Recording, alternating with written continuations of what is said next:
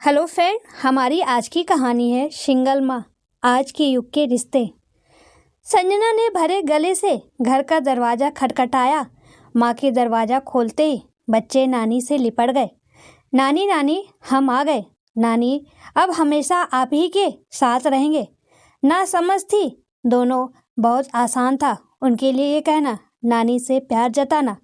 माँ निशब्द संजना को देखती रही। दोनों तरफ दिल भरा पड़ा था। वो अपने जज्बात बयां नहीं कर पा रही थी। अपने अपने आंसू छिपा एक दूसरे को संभल देती दिखाई दी। आओ बिटिया, दरवाजे पर क्यों रुक गई? बड़े प्यार से माँ ने संजना को कहा। संजना घर की देली को देख रही थी। ये वही देली थी जहाँ से विदाई के समय माँ ने बेटी को फूट फूट कर रोकर विदा किया था। पर उस आंसू में भविष्य की शुभकामनाएं छिपी थी, आशीर्वाद था, माँ की ममता थी और साथ ही बेटी से बिछड़ने का दुख। आज आंसुओं को निकलने की वजह नहीं मिल रही थी, क्योंकि उसके पीछे की वजह दर्दनाक थी। संजना ने अपनी चुप्पी को तोड़ते हुए कहा, माँ आ गई तेरी बेटी, हमेशा हमेशा के लिए तेरे पास। अब कभी मत कहना जाने को। और माँ से लिपट सुबक सुबक कर रोने लगी। माँ की जिससे पहले भी 2 बार अपनी गृहस्थी बचाने का प्रयास कर चुकी थी। हर बार यही समझाया जाता, पहाड़ सी जिंदगी है और 2 बेटियां, कोशिश कर, एक दिन बच्चों पर मोह पड़ेगा तो दूरियां भी खत्म हो जाएगी।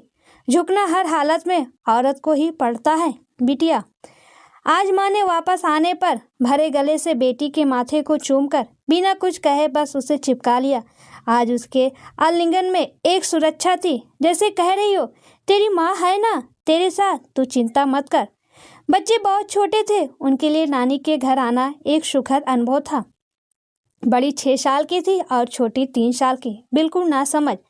जब खाने के लिए पूरा परिवार मेज पर साथ बैठा तो बड़ी ने नानी को मासूमियत से कहा, नानी, मम्मी पापा का रोज झगड़ा होता था, पापा घर पर नहीं आते थे। पापा की फ्रेंड है ना सुनैना आंटी, उनके घर चले जाते थे। फिर माँ रोज रोती थी, दोनों का रोज झगड़ा भी होता। मम्मा कह रही थी कि अब हम पापा के घर कभी नहीं जाएंगे।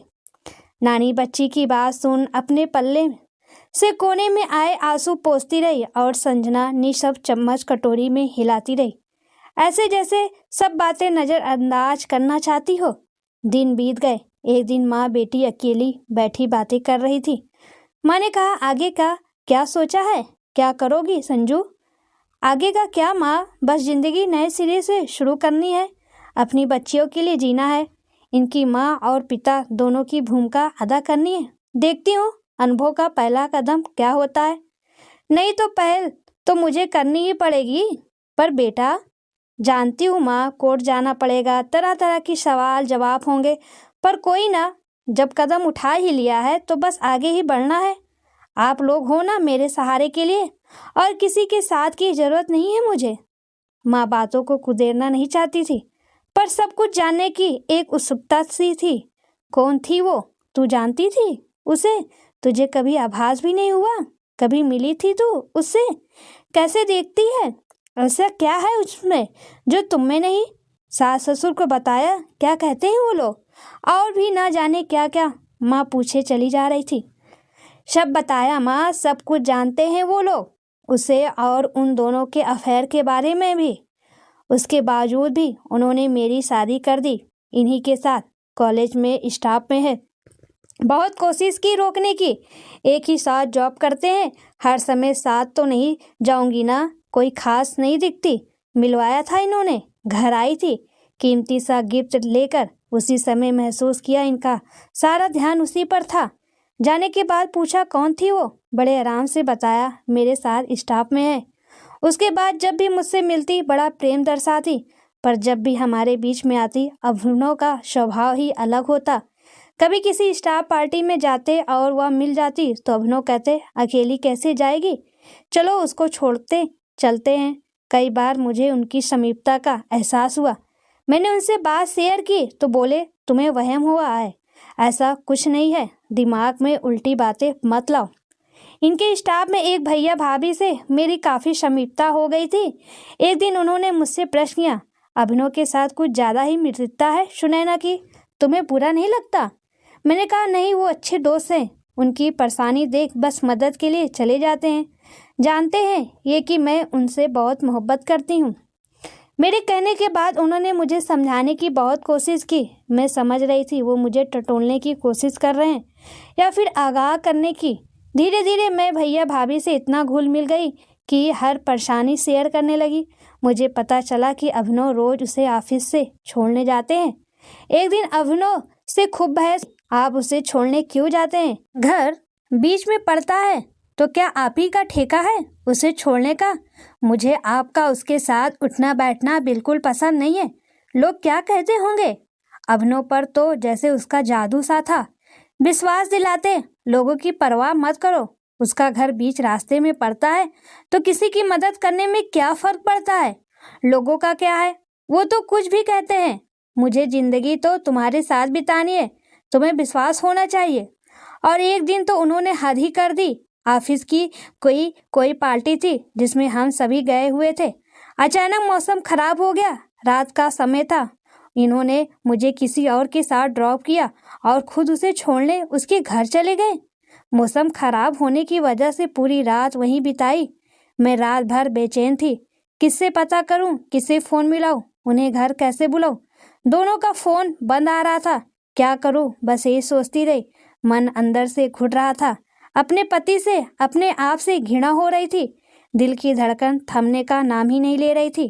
धीरे धीरे मुझे पता चला इनकी दोस्ती आज की नहीं है, बहुत पहले की है। दोनों शादी भी करना चाहते थे पर अभिनव के पेरेंट्स ने मना कर दिया। अपने पेरेंट्स का मन रखने को वो उनके आगे झुक गए और मुझसे शादी को राजी हुए।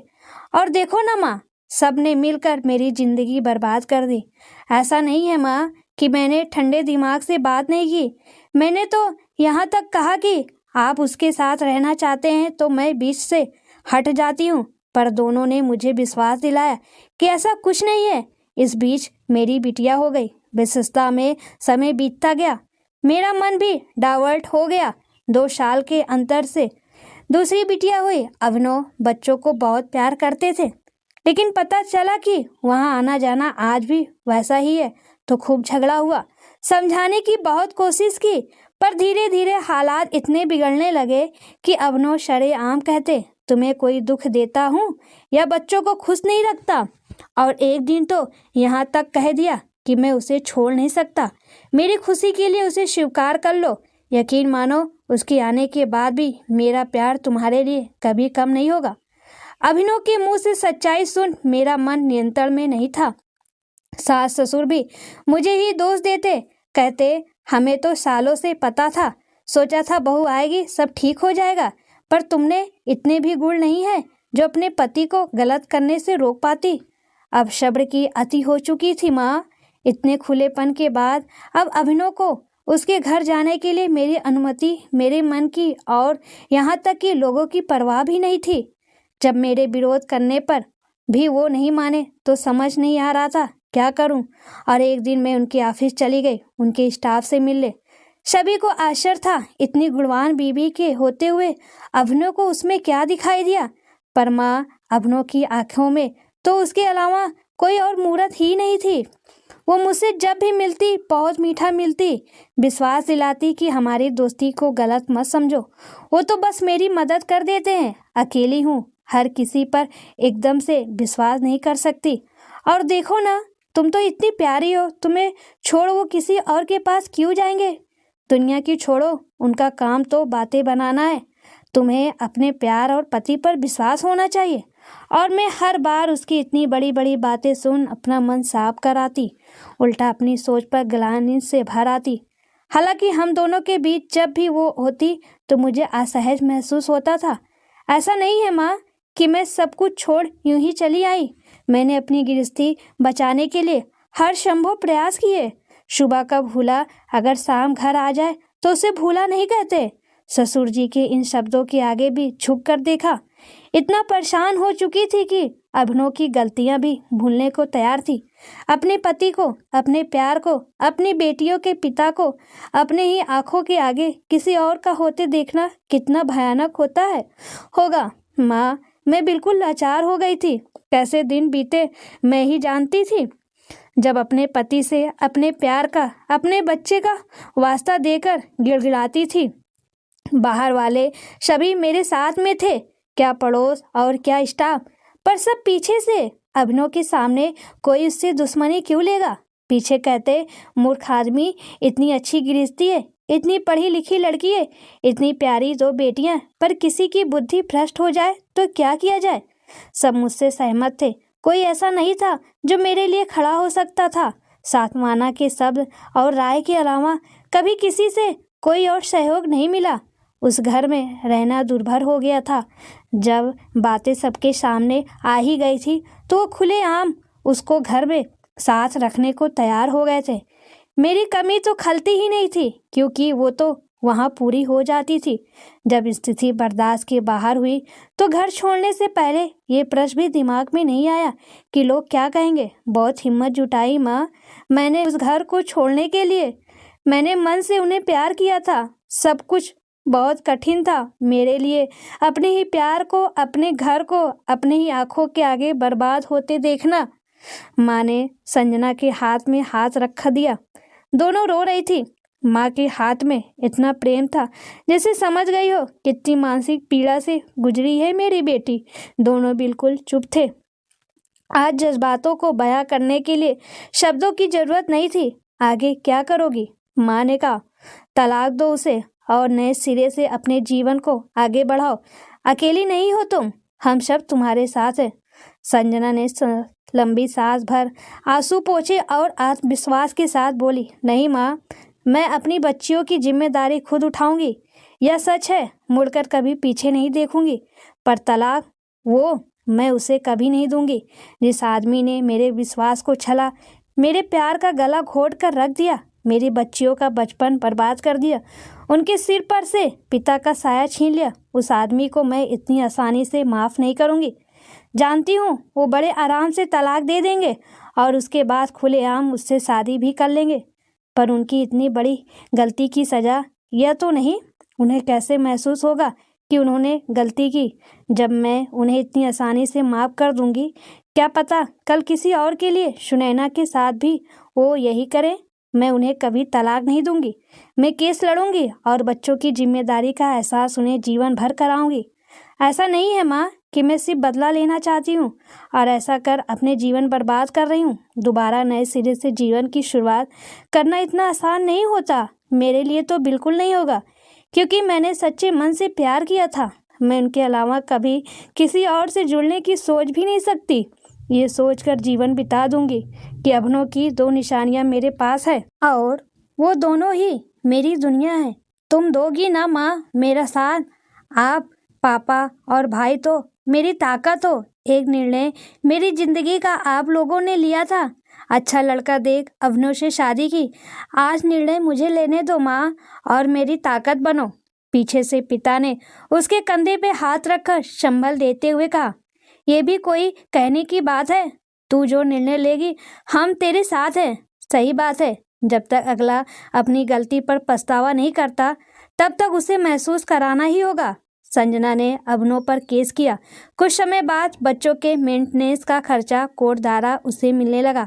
संजना ने जॉब ज्वाइन कर ली। अब वो और बच्चे डरे सहमे नहीं रहते, बल्कि खुले वातावरण में सांस लेते हैं और अपनी नई बेफिक्र दुनिया में खुश हैं। एक औरत अपना घर, अपना पति इतनी आसानी से नहीं छोड़ सकती। हर संभव प्रयास करती है उसे बचाने के लिए। आज हमारे समाज में कितनी ही ऐसी महिलाएं हैं जो तलाकशुदा हैं, अपने बच्चों की जिम्मेदारी अकेले उठा रही है। उनकी माँ और पिता दोनों बन उनकी परवरिश कर रही है। उन्हें सिंगल माँ कहलाने का कोई अफसोस नहीं। उनका उद्देश्य अपने बच्चों को बनाना है, उनके लिए जीना है। वो दूसरे बच्चों से कम नहीं, ये दिखाना है समाज को, वह उस इंसान को ये समझाना है कि यदि एक महिला ठान ले तो अपने स्वाभिमान, अस्तित्व और अहम को जिंदा रख अपने अस्तित्व को एक नई पहचान दे सकती है। एक औरत का गहना है सहनशीलता, स्वभाव है कोमलता, लेकिन यदि कोई उसके स्वाभिमान पर ठेस पहुंचाता है तो उसे मजबूती से अपना पक्ष रखना भी आता है। सिंगल माँ होने का दर्द वही समझ सकती है जो इस दौर से गुजरी है। आज समाज में खड़ी हो वो एक मजबूत जीवन जी रही है। सलाम है ऐसी माँओं को जो अपना दर्द भुला बच्चे की खुशी के लिए मेहनत कर समाज में अपनी अलग पहचान बनाए हुए हैं।